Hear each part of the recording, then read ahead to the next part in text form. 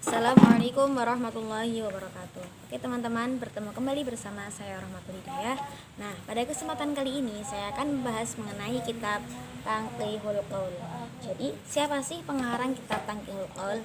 Nah, kitab Tanqihul Qaul ini dikarang oleh Syekh Nawawi Al-Bantani yang mensyarah kitabnya Imam Asyuyuti yaitu Lubabul Hadis. Nah, teman-teman, pada kesempatan kali ini saya akan membahas mengenai kitab Tanqihul Qaul pada bab awal, yaitu fi fadilatil ilmu dan ulama. Nah, pertama saya akan membaca terlebih dahulu. Bismillahirrahmanirrahim. Al-babu utawi iki bab al-awalu utawi kang awal fi fadilatil ilmi ing dalam utamane ilmu wal ulama lan ulama. Qala Nabi sallallahu alaihi wasallam, dawuh sapa Nabi Muhammad sallallahu alaihi wasallam Ibnu Mas'ud maring Ibnu Mas'ud radhiyallahu anhu, muga-muga paring ridho sapa Allah ing Ibnu Mas'ud.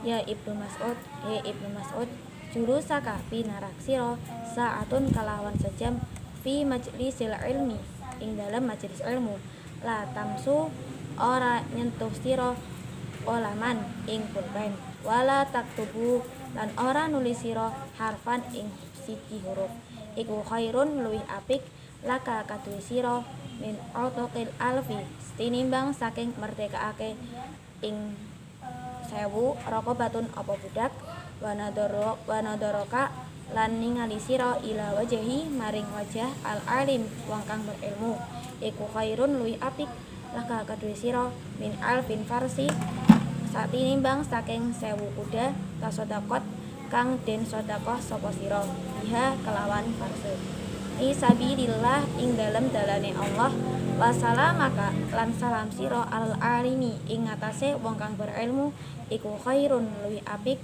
laka kaduwe sira min ibadatin alfisanatin tinimbang saking ibadah 1000 tahun. Nah, jadi maksud dari hadis yang tadi bahwa Rasulullah Shallallahu Alaihi Wasallam pernah bersabda kepada Ibnu Mas'ud seperti ini, wahai Ibnu Mas'ud, duduklah kamu 1 jam di majelis ilmu. Walaupun engkau tidak menyentuh pena dan tidak menulis 1 huruf saja, itu lebih baik bagimu daripada memerdekakan 1000 budak, dan memandang muka orang alim adalah lebih baik bagimu daripada bersedekah 1000 kuda di jalan Allah, dan salam pada orang alim itu lebih baik daripada beribadah 1000 tahun.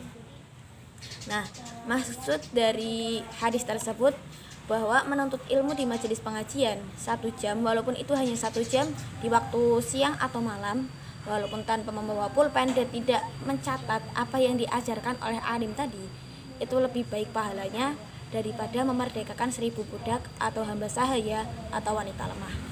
Kemudian memandang wajah orang yang alim karena rasa cinta itu lebih baik daripada memerdekakan 1000 kuda di jalan Allah untuk berjihad melawan orang-orang kafir dalam menegakkan agama.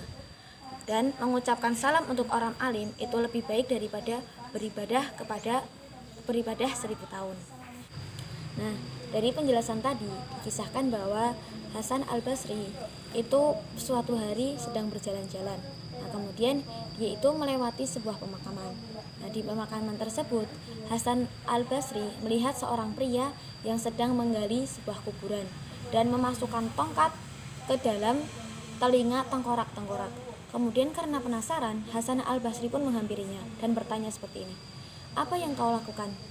Dan pria itu menjawab, "Saya sedang memasukkan tongkat ini ke dalam telinga tengkorak-tengkorak."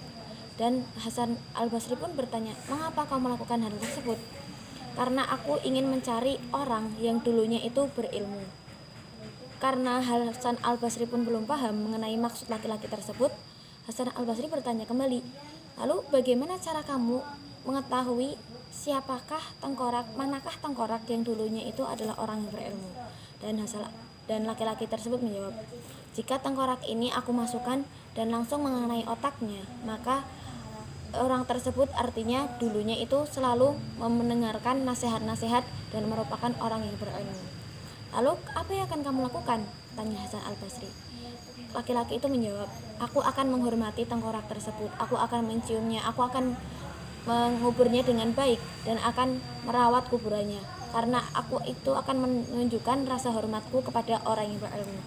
Dan bagaimana dengan tengkorak-tengkorak yang lain? Laki-laki itu menjawab, aku akan membuangnya, karena tengkorak-tengkorak itu merupakan contoh dari orang-orang yang tidak pernah mendengarkan nasihat dan tidak mencari ilmu. Mereka hanya puas dengan kebahagiaan dunia saja. Nah, dari cerita tersebut, dari perkataan laki-laki tersebut, Hasan Al-Basri pun akhirnya sadar bahwa Allah Subhanahu wa taala itu Maha Adil. Karena apa? Sebegitu mulianya orang yang berilmu, sehingga sampai matinya pun orang yang berilmu itu selalu mendapat penghargaan, selalu dihargai orang-orang lain. Nah, kemudian Allah Subhanahu wa taala itu pernah bersabda dalam Al-Qur'an pada surat Al-Imran ayat 18 yang berbunyi, A'udzubillahi minasyaitonirrajim. Bismillahirrahmanirrahim. Syahidallahu annahu la ilaha illahu wal malaikatu wa ulul ilmi qa'iman bil qist. La ilaha illa wal azizul hakim. Yang artinya Allah menyatakan tiada Tuhan melainkan Dia yang berhak disembah dan menegakkan keadilan. Para malaikat dan orang-orang berilmu juga menyatakan demikian. Tidak ada Tuhan melainkan Dia yang berhak disembah, yang maha perkasa lagi maha bijaksana. Nah, dari ayat tersebut bisa kita ambil bahwa Allah itu telah mengklaim dirinya bahwa Dialah Tuhan satu-satunya.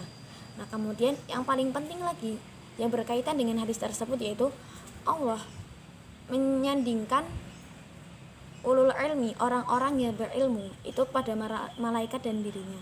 Itu menunjukkan seberapa mulianya dan seberapa bangganya menjadi seorang yang berilmu.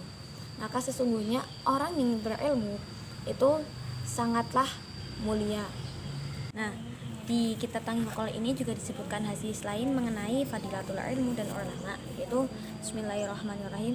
Qala Dawud sallallahu alaihi wasallam, sapa Nabi sallallahu alaihi wasallam, faqiha utawi wong kang ahli fikih wahidun kang siji, mutawariun kang wirai, asyadun itu luwih abot ala syaitani ing atase setan, minal alfin abidi saking 1000 wong kang ahli ibadah, mujtahidun kang tekun, jahilun lan bodoh, wiraun lan kang wirai.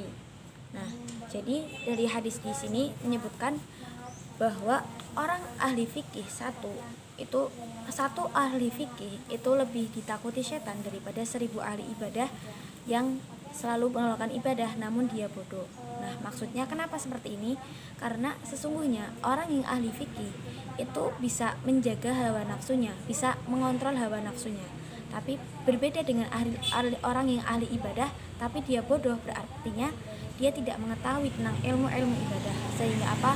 Setan akan lebih mudah untuk mengganggu orang-orang yang ahli ibadah tapi ia bodoh. Kemudian hadis lain juga ada yang disebutkan dalam kitab Tanghikul ini, yaitu berbunyi Bismillahirrahmanirrahim. Qala Dawud sallallahu alaihi wasallam, Nabi sallallahu alaihi wasallam, fatun alimi utawi utamane wong kang alim alal abidi ing atase wong kang ahli ibadah, kafatil qamari kaya utamane bulan Lailatul Qadar ing dalam malam Lailatul Badri ing dalam malam bulan purnama, ala sa'idil kawakib ing atase seluruh bintang-bintang.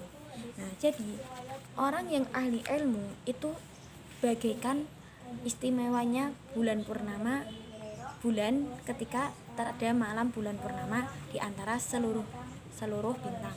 Bisa kita ketahui ketika bulan purnama bahwa bulan itu bersinar sangat terang. Nah, seperti halnya orang yang ahli ilmu, dia itu lebih bersinar daripada bintang-bintang. Nah, yang dimaksud ini pahalanya ya. Jadi orang yang berilmu itu punya lebih banyak pahala daripada orang yang ahli ibadah tapi ia bodoh. Nah, ahli ibadahnya itu tapi ia bodoh. Sehingga apa? Ketika orang yang ahli fikih tidurnya pun ditakuti, karena apa? Dia itu berdasarkan dari syariat atau dasar hukum Allah. Sehingga orang yang ahli ibadah tapi dia bodoh itu akan sangat cepat terganggu, sehingga sholatnya pun bisa jadi berantakan. Karena apa? Ia tidak mengetahui ilmu-ilmunya. Maka dari itu pentingnya kita untuk menuntut ilmu, karena ahli ilmu itu lebih baik, itu lebih utama daripada ahlul ibadah. Nah, mungkin cukup sekian penjelasan dari saya mengenai kitab Tanghikul pada bab awal ini, yaitu fi fadilatil ilmu wal ulama. Nah, teman-teman, mungkin Cukup sekian, terima kasih atas perhatian kalian. Semoga bermanfaat. Maaf karena kata-kata saya yang mungkin kurang jelas. Nah, jangan lupa ya, like and subscribe channel saya. Oke, terima kasih. Semoga bermanfaat. Wabillahi taufiq wal hidayah. Wassalamualaikum warahmatullahi wabarakatuh.